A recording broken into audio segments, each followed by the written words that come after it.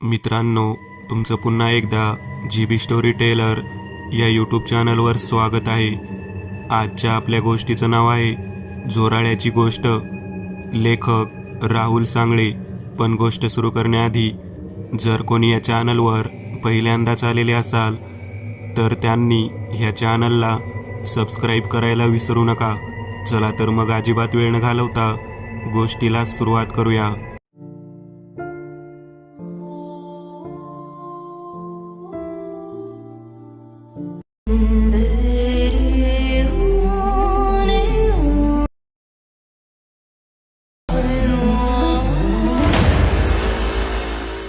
नमस्कार मित्रांनो, मी राहुल. माझ्या पुतणीच्या बाबतीत घडलेली एक घटना तुम्हाला सांगत आहे. त्यात मी देखील होतो आणि तो प्रसंग स्वतः अनुभवला देखील होता. तर मग झालं असं की माझ्या भावाची मुलगी म्हणजे माझी पुतणी सोनाली 16 वर्षांची आहे आणि पुतणी आहे 12 वर्षांचा. सागर त्याचं नाव. आम्ही आमच्या गावात असताना घडलेला प्रसंग. मे महिन्याची सुट्टी असल्या कारणाने सोनाली आणि सागरने मला गावाला जाण्यासाठी माझ्या मागे मागे सारखा तगादा लावला होता की पप्पांना सांगून आपण सर्व 10 दिवस का होईना गावाला जाऊन राहूया. पण माझ्या भावाला ऑफिसच्या कामामुळे सुट्टी भेटणे शक्य नव्हते. तरी देखील मी एकदा विचारून बघतो असे त्यांना सांगून रात्री भाऊ येण्याची वाट पाहू लागलो. रात्री भाऊ ऑफिसवरून घरी आला तसा सागर मला खुणावू लागला. काका काका बोल ना जाऊन. काय बोलतायत पप्पा बघ ना. मी जेवण झालं की विचारतो बोललो. रात्रीची आमची जेवण आटपली. भाऊ वरांड्यात जाऊन मोबाईल पाहू लागला. वहिनी सर्व पसारा आटपू लागली. तशी सोनाली माझ्याकडे आली. काका लवकर जा आणि विचारातच पप्पा एकटेच आहेत. नंतर जर का मम्मी आली तर दोघे मिळून नाहीच बोलतील. अजिबात नाही जायचं म्हणतील. हीच संधी आहे, जा लवकर बोल. म्हणून मी हळूहळू दबक्या पावलांनी भावाकडे गेलो. माझा भाऊ तसा खूप शांत स्वभावाचा आहे, पण त्याच्या मनाविरुद्ध काही काम केलं तर कोणाची काहीच खैर नाही. म्हणून मी जरा घाबरतच होतो. तरी हिम्मत करून मी भावाकडे गेलो आणि मेन मुद्द्यावर येण्याआधी आडेवेडे घेत विचारले, अरे दादा, यंदा गावाला ऊन खूप असेल ना? हो खूप असेल. आताच बघ ना, दिवस रात्र फॅन चालू असतो तरी काय गरम होतंय. दादा बोलला. तसा मला जरा दिलासा भेटला की दादाचा आज मूड जरा बरा आहे. म्हणून मी इकडचं तिकडचं न विचारता डायरेक्ट विचारलं, दादा जाऊया करे यावर्षी आपण सगळे गावाला? मला काहीच विचारू नको, तुझ्या वहिनीला जाऊन विचार, ती काय बोलते बघ. मला यावर्षी येणं शक्य नाही. तुम्हाला सगळ्यांना जावंसं वाटत असेल तर जाऊन या, पण फक्त 2 दिवस. दादा असं बोलताच माझ्या पाठीमागे उभे असलेले सागर आणि सोनालीने मांजरीसारखी मान खाली टाकत त्यांचा मूड खराब झाल्याची प्रतिक्रिया त्यांनी मला दर्शवली होती. मला पण यावर्षी फोटोच्या ऑर्डर्स बऱ्यापैकी झाल्यामुळे मोजक्याच ऑर्डर्स शिल्लक होत्या, पण त्या जून महिन्यात होत्या. म्हणून मला देखील गावाला जाण्याची उत्सुकता होती, कारण माझे लग्न ठरले होते. ती मुलगी देखील जवळच्या गावातच होती. स्वाती तिचं नाव. मला पण तिला भेटण्याची तितकी संधी होती. म्हणून आता मी माझा मोर्चा वहिनीकडे वळवला. माझ्या मागे मागे 2 कार्यकर्ते होतेच. त्यांना कधी कुठून होकार येतोय असं झालं होतं. ते पण माझ्या भरोशावर होते. म्हणून मी आता ही बाजी मारायचीच असं ठरवलं आणि थेट वहिनीला जाऊन विचारलं, वहिनी, दादा बोलतोय मुलांना सुट्ट्या आहेत तर 4-5 दिवस जाऊन गावाला राहून या. असं बोलताच वहिनीने तांडव सुरू केला. हां, मला वाटलंच होतं. मी नकोशी झाली ना यांना, म्हणून पाठवतायत. म्हणजे माझ्या मागून यांना घर मोकळं, मग तेच मित्र, त्याच पार्ट्या, याचं मग सुरूच. मोकळीक पाहिजे यांना नुसती. मी बरी पिच्चा सोडते यांचा. उंबरट्याच्या चौकटीतून पडदा मागे सरकवत हात डोकावून माझा भाऊ नेमकं प्रकरण काय झालं ते बघण्यासाठी त्याने कानोसा घेतला. तसा सागर मला मम्मीला शांत कर हळूच सांगत पप्पांकडे गेला आणि त्याचं लक्ष विचलित करण्यासाठी त्याने दादाला बाहेर नेत शतपावली करूया असं बोलत आमच्या घरातलं युद्ध तात्पुरतं तरी थांबवलं होतं. पण या धर्मसंकटात मी माझा पुरता अडकलो होतो. आता जर वहिनीने दादाला रागवत भांडण काढली आणि यांच्यामुळे गावाला जाणं शक्य झालं नाही तर मला एकतर रोज सागर आणि सोनाली टोमणे मारणार किंवा दादा वहिनी यांच्यापैकी एक जण तरी माझ्यावर फुगून बसणार. म्हणजे यांचा राग कमी करण्यात माझं आयुष्य निघून जायचं. पण मला काही गावाला जाता येणार नाही असं वाटू लागलं. पण तितक्यात वहिनीचा सूर बदलला. तिने अचानक मोठी आरोळी दिली. जातो जातो, आम्ही कायमच जातो. राहुल भाऊजी जा आणि या रविवारची 4 रिझर्वेशन तिकीट करून आणा. मी मनोमनी खूप खुश होतो, कारण मला स्वातीला भेटता येणार होते. मी क्षणाचा थोडाही विलंब न करता बाईक काढली आणि तिकिटे काढण्यास गेलो. माझ्या मागून मग घरात काय गोंधळ झाला मला नाही माहीत, कारण एकदा का तिकिटे काढली की दादा ती कॅन्सल करून वायपट पैसे घालवणाऱ्यांपैकी नव्हता. आणि साहजिकच सागर आणि सोनाली देखील खूप खुश झाले असणार. असो, कसेबसे 2 दिवस गेले आणि आमचा गावी जाण्याचा दिवस उजाडला. सगळ्या बॅग्स तयार होत्या, तिकिटे बुक होती, म्हणून आम्हाला सीट्स मिळणार हे नक्की. आम्ही सर्वजण स्टेशनला पोहोचलो आणि आमच्या बसची वाट पाहू लागलो. इतक्यात मला दादा तिथे आलेला दिसला. आमची वहिनी रुसून बसली होती, म्हणून त्याने पण गावाला येण्यासाठी खास ऑफिसमधून सुट्ट्या घेतल्या होत्या आणि हा आम्हाला सर्वात मोठा सरप्राईज होता. आता वहिनी, सागर, सोनाली आम्ही सर्वजण खूप खुश होतो आणि आमची बस देखील तेव्हाच तिथे आली. आम्ही पटपट त्यात चढलो आणि आमचा प्रवास अशा पद्धतीने सुरू झाला.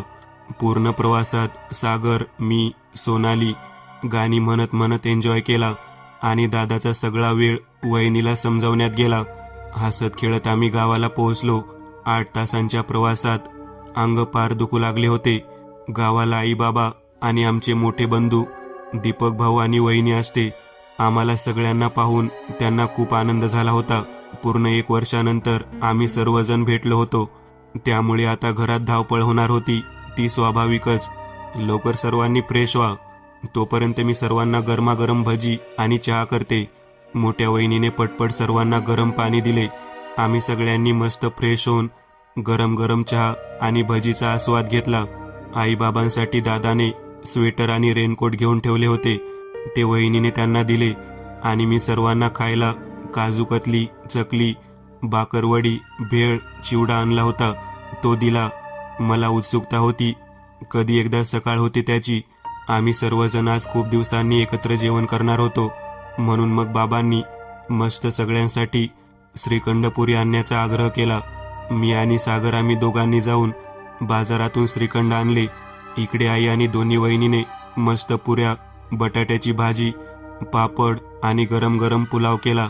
त्यासोबत आम्ही आणलेलं श्रीखंड खाऊन जी मजा आली त्याचं वर्णन एका शब्दात तुम्हाला काय सांगू. एकत्र जेवणाचा आस्वाद घेत घेत मजेत जेवण करून आम्ही सगळे बाहेर अंगणात शेकोटी करून बसलो होतो आणि इकडच्या तिकडच्या गप्पा रंगात येत असताना दादाने सहज आईला विचारले, आई, राहुलच्या लग्नाची तारीख केव्हा काढणार आहे? आई म्हणाली, अरे गुरुजी म्हणतायत दिवाळीपर्यंत एक पण चांगला मुहूर्त नाहीये, नंतर बघू बोलले, आता घाई नको. असं ऐकताच सागर, सोनाली आणि माझा चेहराच उतरला. असं वाटलं गुरुजीच बदलावा, पण करणार काय. पूर्वीपासून त्यांच्या सांगण्यावरून आम्ही सर्व पूजा अर्चा, देवधर्म करत आलो होतो. असो, गप्पा मारता मारता कधी रात्रीचे 11 वाजले कळलंच नाही आणि लगेच बाबांनी सगळ्यांना ऑर्डर सोडली. चला बस झालं, बाकीच्या चर्चा उद्या. विजवा ती शेकोटी आणि झोपा. मला सकाळी लवकर उठून बाजारात जायचं आहे. उद्या आठवड्याचा बाजार भरेल. बैलांना दावा आणि घुंगरू, कडबा पण नाहीये, ते आणायचेत आणि घरातलं थोडं सामान पण भरायचं आहे. चला उठा, लवकर जाऊन झोपा. असं बोलता सर्वजण जागेवरून पटापट उठून जो तो आपल्या बिछाण्यात गेला. अधूनमधून सागर, सोनालीची मस्ती चालूच होती. मी पण माझ्या जागेवर जाऊन झोपून गेलो. बाबा सकाळी पहाटे 5 वाजताच उठतात.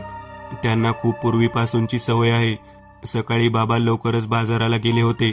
त्यांच्या मागोमाग आई आणि वहिनीने मस्तपैकी सर्वांसाठी नाश्ता केला.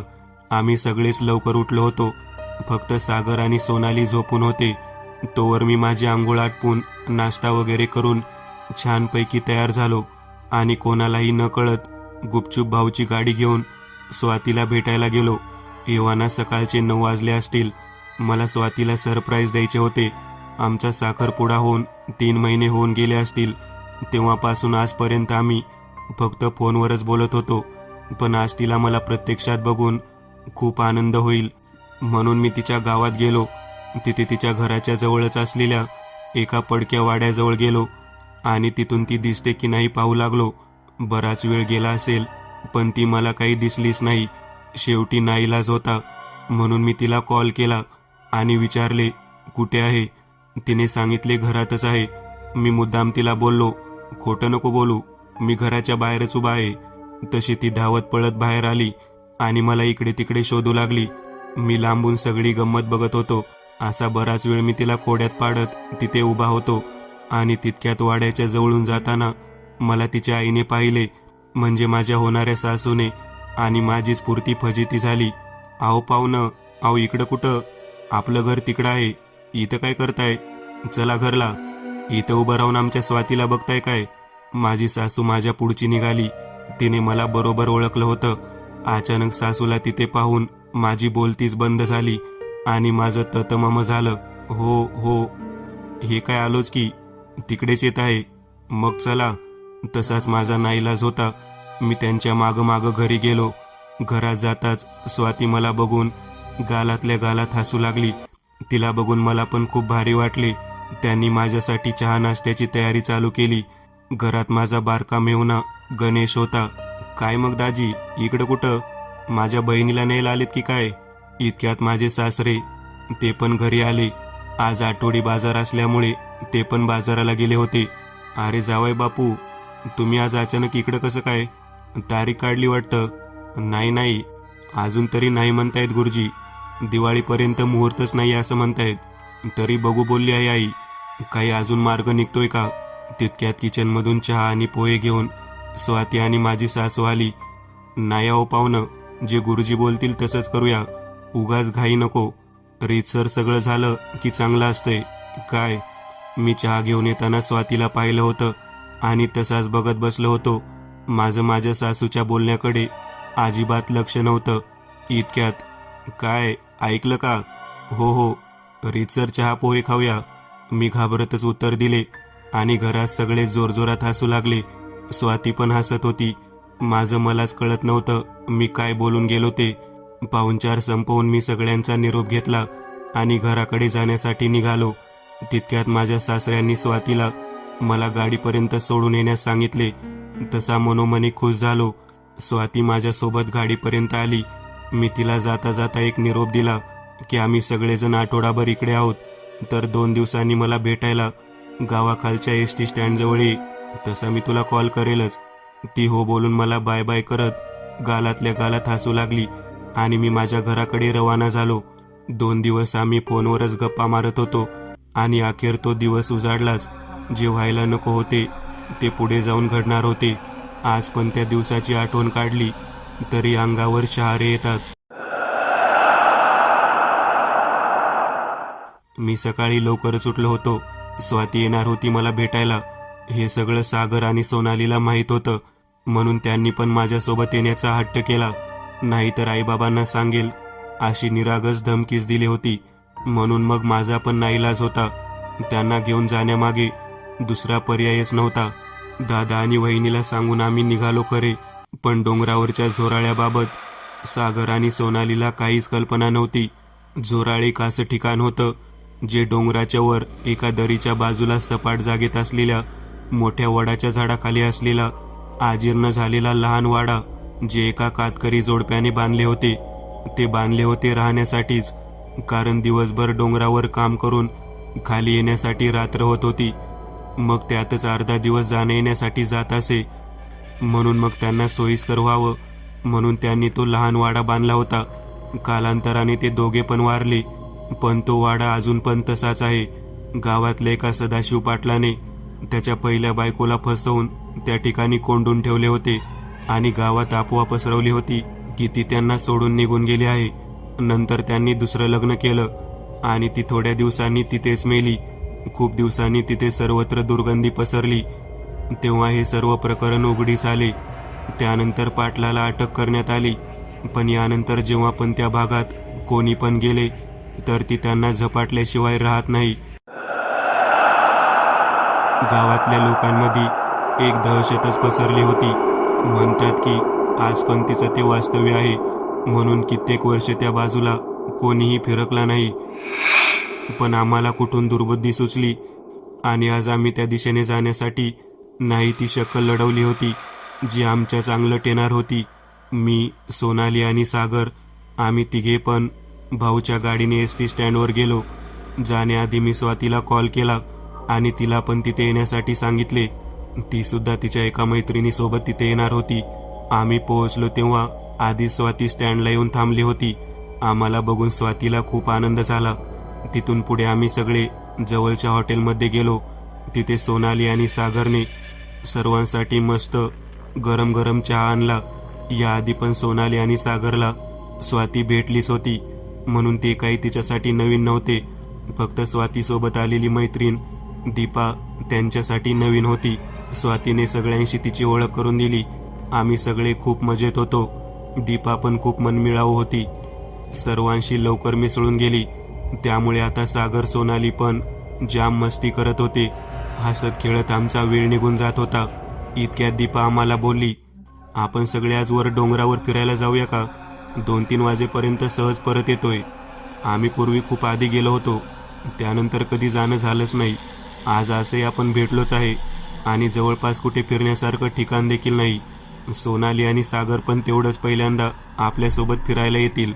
तुमचं दोघांचं लग्न झालं तर आम्हाला कोण विचारतोय? तितकाच आता फिरून घेऊया. असा टोमणा मारत दीपाने स्वातीला हाताचा कोपरा मारत खुणावलं. तसे बाकीचे हसायला लागले. काय स्वाती, जायचं का? मी तर सांगून आले आहे दीपाकडे चालली आहे म्हणून, पण तरी मला घरी लवकर ये म्हणून बाबांनी ताकीद दिलीये. बाकी जर का हे हो म्हणत असतील तर बघ, मी तयार आहे. हां, चोराच्या मनात चांदणे यायचं आहे म्हण की. काका काका काका, चल ना जाऊया वर डोंगरावरती. आम्हाला पण बघायचं आहे डोंगरावरून आपला गाव कसा दिसतो ते. पुन्हा सागर आणि सोनालीने माझ्या मागे रडगाणे चालू केले. पण आता मलाही तितकाच वेळ भेटणार होता स्वातीसोबत. मी सुद्धा नाही म्हणू शकलो नाही. पण या सगळ्यात मी मात्र विसरूनच गेलो होतो जोरोळ्याबद्दल सगळ्यांना सांगायचं, आणि तीच माझी सगळ्यात मोठी चूक झाली होती.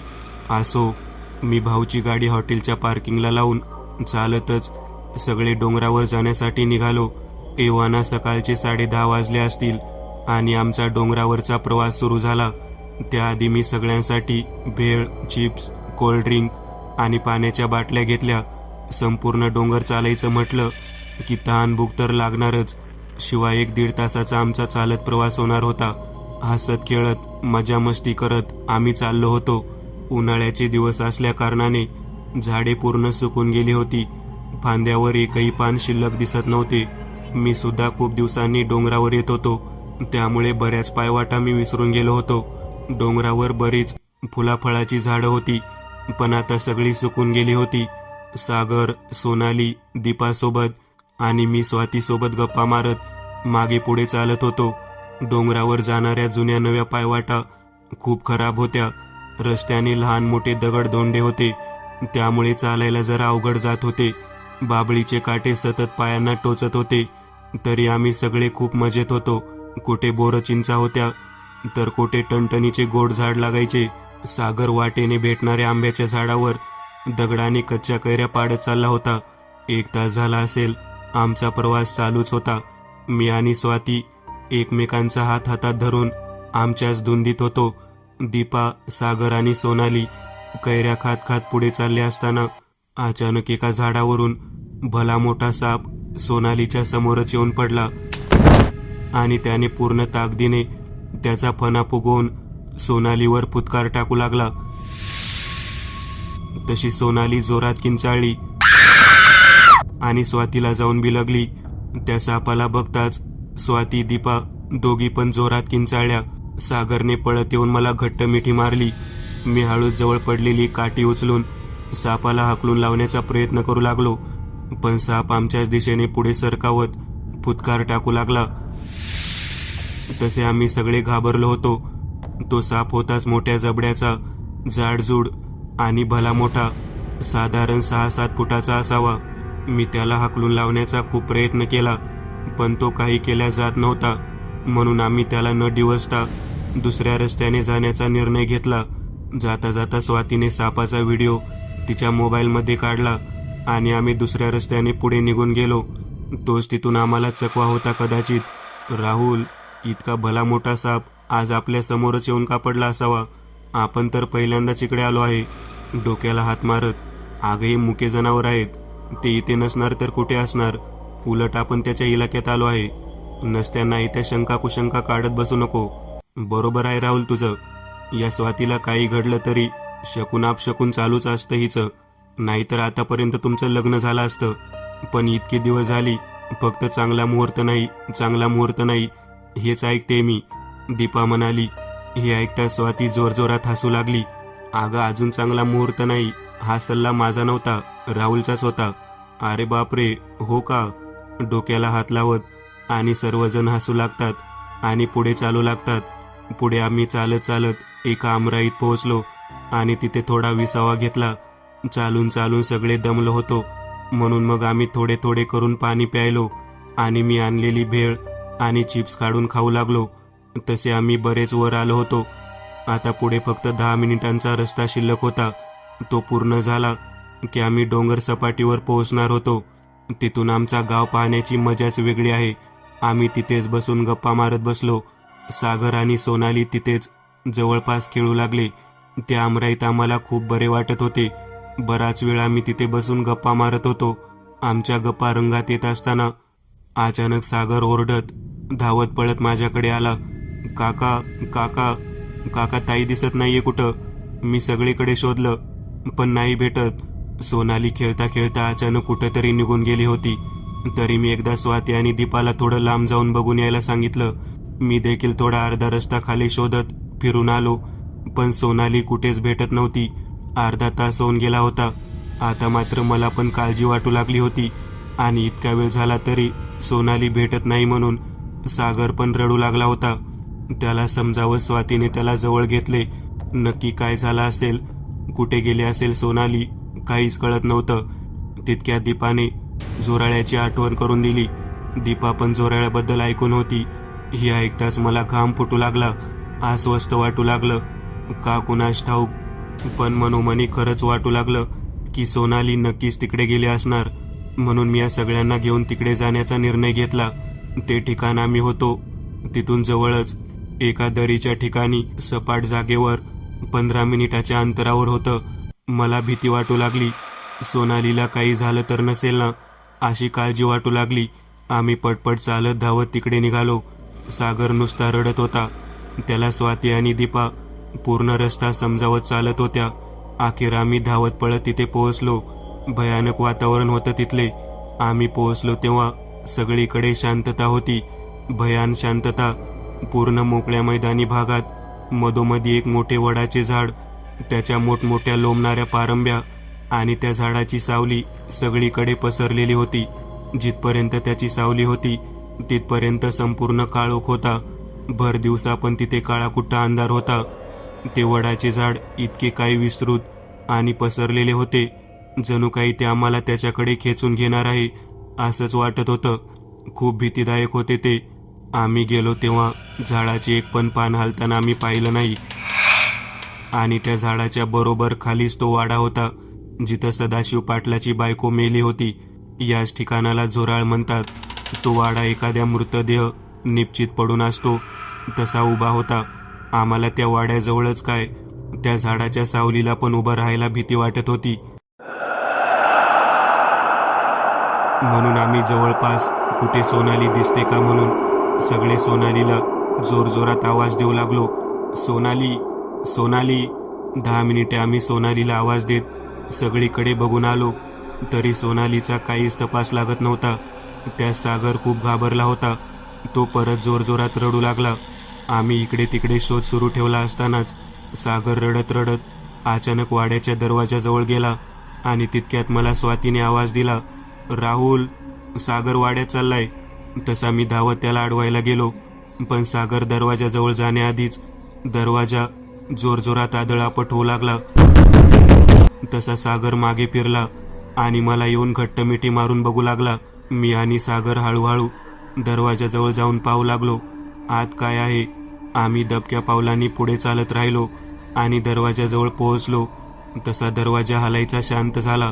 मी एक एक पाऊल पुढे टाकत होतो आणि आम्हाला वाड्याच्या आत सोनाली दिसली. ती एका खुर्चीवर बसलेली होती आणि आम्हाला आत बोलावत होती. हे सगळं आम्हाला जरा भयानकच वाटत होतं. मी स्वाती आणि दीपाला बाहेरच थांबायला सांगितले आणि सागर आणि मी आतमध्ये गेलो. आत गेल्यावर आम्ही सोनालीला हाताला धरून बाहेर नेण्याचा प्रयत्न करू लागलो, पण ती आम्हा दोघांना हालत सुद्धा नव्हती.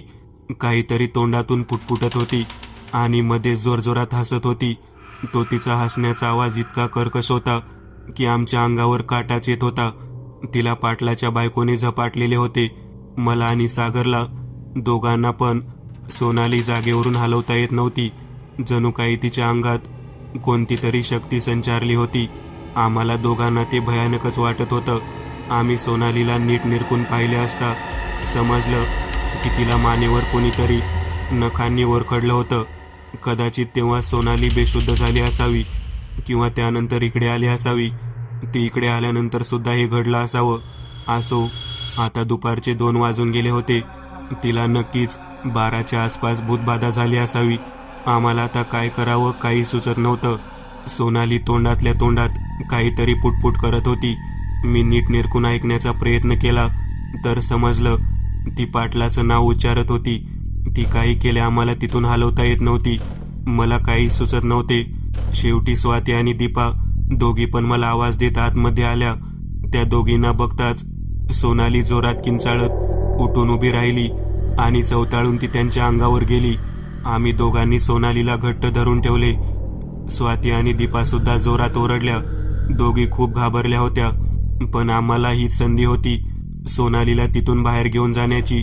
मी, स्वाती आणि दीपा दोघींना सोनालीला धरून बाहेर ओढण्यास सांगितले. त्यांनी भीत भीत तिला पकडत बाहेर ओढायला सुरुवात केली, पण ती आम्हाला कोणाला जागेवरून हालतच नव्हती. कसे बसे हळूहळू ओढत ओढत आम्ही चौघांनी तिला बाहेर काढण्याचा प्रयत्न केला आणि अखेर ती त्या वाड्याबाहेर आली. तिच्या अंगात अशी काही शक्ती आली होती की ती कोणालाच आवरत नव्हती. शेवटी वाड्याच्या बाहेर येताच सोनाली बेशुद्ध झाली आणि बाहेरच्या अंगणात खाली पडली.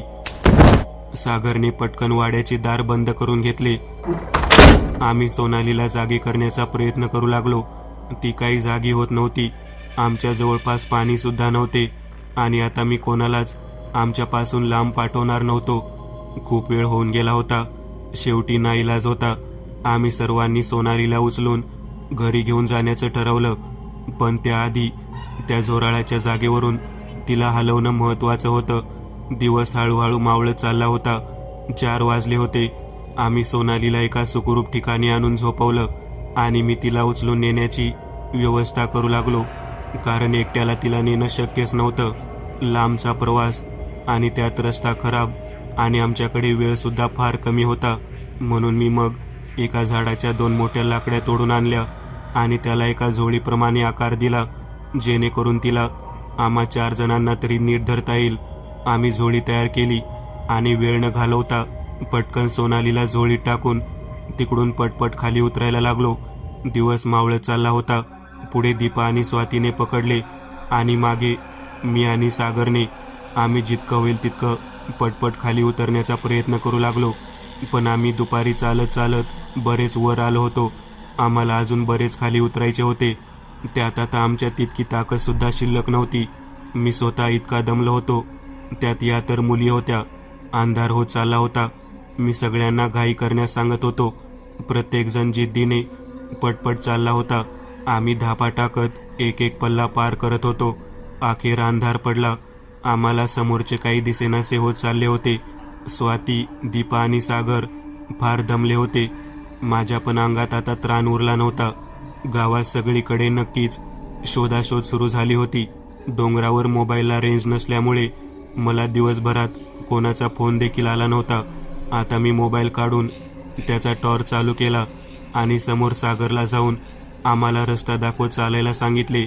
मी, स्वाती आणि दीपाने ती झोळी पकडत हळूहळू सागरच्या मागे जाऊ लागलो. कसेबसे आम्ही त्या मोबाईलच्या टॉर्चवर निम्मे अंतर पार केले होते आणि आता आम्ही डोंगराच्या पायथ्याशी येऊन सुटकेचा निश्वास घेतला होता. पण तरी देखील पुढे आमच्या आणि स्वातीच्या घरी काय कल्लोळ माजला असेल समजत नव्हते. माझी गाडी हॉटेलच्या पार्किंगला होती. मी त्यांना तिथेच ठेवून पळत जाऊन माझी गाडी घेऊन आलो. स्वाती मला बोलली, मी आणि दीपा आम्ही दोघे चालत घरी जातो, तू आमची काळजी नको करू. फक्त सोनालीला सुखरूप घरी ने. मी आईला काय सांगायचे आहे ते मी सांगते. मला तरी सर्वांची काळजी लागून राहिली होती, पण आता सोनालीला घरी ताबडतोब नेणे महत्त्वाचे होते. म्हणून मग मी सोनालीला माझ्या मागे बसवून सागरला तिला घट्ट पकडण्यास सांगितले आणि तिकडून वेळ न घालवता ताबडतोब गावचा रस्ता पकडला. गाडी चालवत असताना माझ्या मनात घरी काय झाले असेल, काय गोंधळ उडाला असेल याची सतत चिंता लागून राहिली होती. मला सगळेच ओरडणार होते. बाबांचा राग काही कमी नव्हता. वेळ प्रसंगी ते कोणाला मारायला पण कमी नव्हते. पण मी आता सगळ्याची तयारी ठेवली होती आणि गाडी जोरात पळवत गावाकडे धाव घेत राहिलो. 15 ते 20 मिनिटातच मी गावी आलो होतो. गावाच्या एका हनुमान मंदिराजवळ अर्धा निम्मा गाव गोळा झाला होता. तिथे आई बाबा आणि दोन्ही वहिनी माझी वाट पाहत उभ्या होत्या.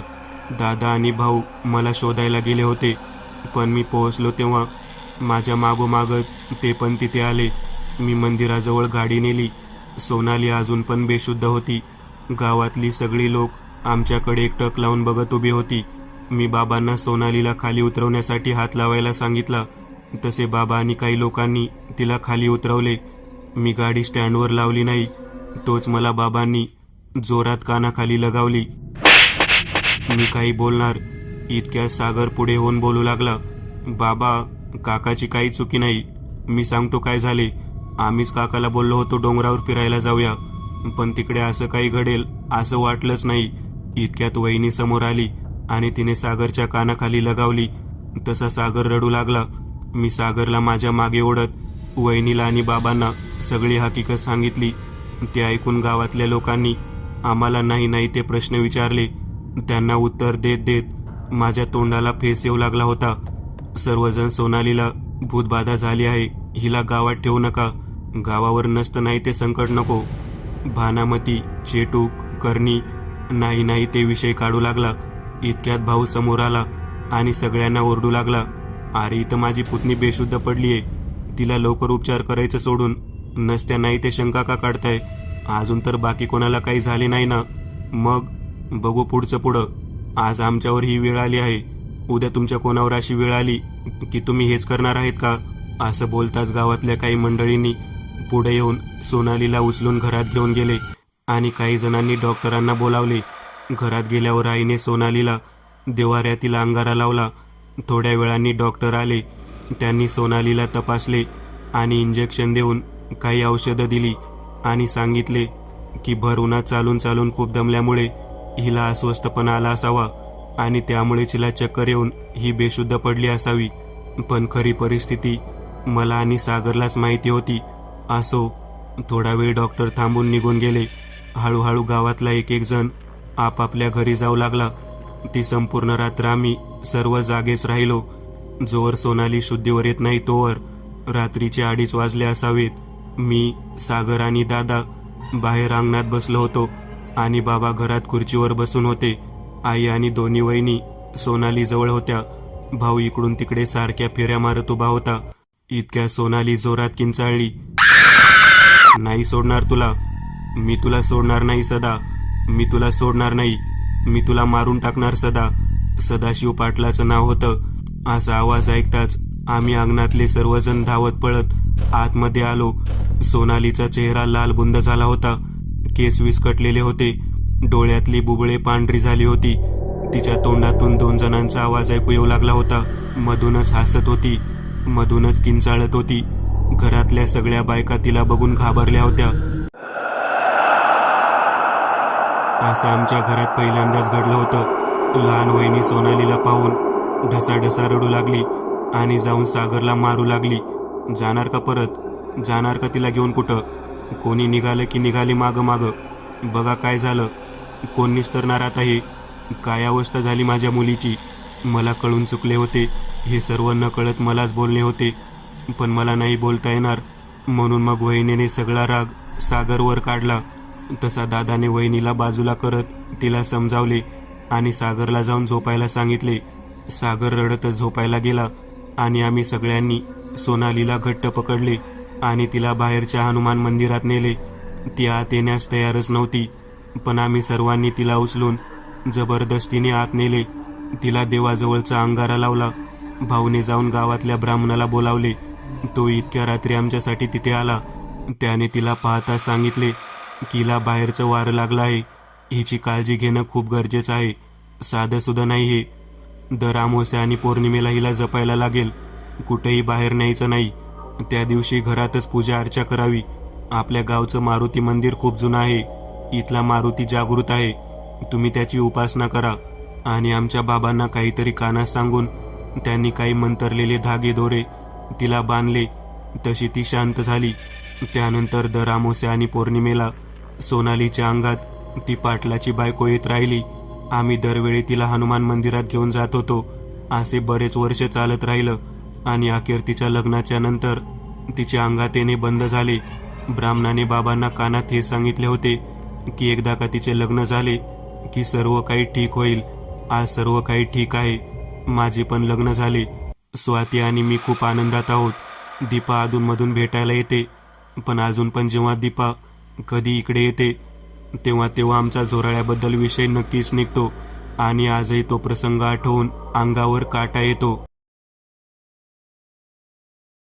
मी एक नवीन चॅनल ओपन करत आहे. त्यावर तुम्हाला ॲनिमेटेड हॉरर स्टोरीज पाहायला मिळतील. त्या चॅनलची लिंक या व्हिडिओच्या डिस्क्रिप्शनमध्ये दिलेली आहे. चॅनलला सबस्क्राईब करायला विसरू नका. मित्रांनो, आज पुरतं एवढंच. तुम्हाला जर काही गोष्ट आवडली असेल तर नक्की लाईक करा. तुमच्यापैकी बरेचसे जण व्हिडिओ लाईक न करताच पळून जातात, पण हा जर व्हिडिओ तुम्ही लाईक केला तर मला जरा बरं वाटेल आणि असेच भारी भारी व्हिडिओ बनवायची माझ्यात एनर्जी येईल. त्यामुळे नक्की लाईक करा. आणि अजूनही कोणी या चॅनलला सबस्क्राईब केलेलं नसाल तर लगेच सबस्क्राईब करून टाका. आणि बाजूची घंटी ती मात्र दाबायला विसरू नका. देवाची घंटी आहे ती. चला तर मग पुन्हा भेटूया अशीच एक आगळी वेगळी गोष्ट घेऊन पुढच्या भागात.